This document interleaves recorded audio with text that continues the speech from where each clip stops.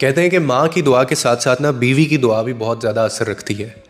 ایک بیوی کی دعا بھی اس کے شوہر کی تقدیر بالکل بدل سکتی ہے، اور جب وہ دعا کرتی ہے نا تو وہ صرف زبان سے نکلے ہوئے الفاظ نہیں ہوتے پھر اس کے، بلکہ وہ ایک ایسا جذبہ ہوتا ہے جو دل سے نکلا ہوتا ہے، اور ایسی دعا سیدھی اللہ تک پہنچتی ہے۔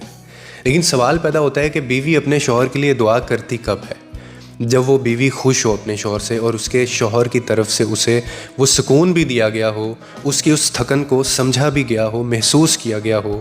اسی لیے میں کہتا ہوں کہ ماں کی دعاؤں کے ساتھ ساتھ بیوی کی دعائیں بھی آپ لیا کریں۔ بیوی کی دعا جو ہے دراصل وہ اس کے دل کی کیفیت کی ترجمانی کرتی ہے، اس کا ترجمان ہوتی ہے وہ۔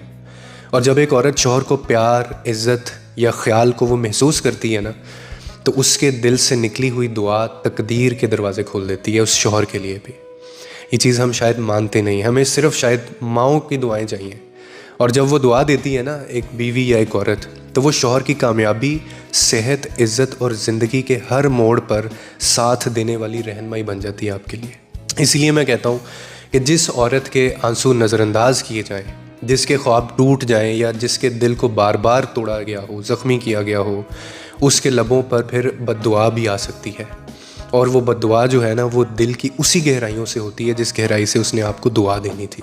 اسی لیے مردوں کو یہ بھی چاہیے کہ صرف ماں کی دعاؤں کے اوپر فخر نہ کریں، بلکہ بیوی کی جو دعائیں ہیں وہ بھی لینے کی کوشش کیا کریں۔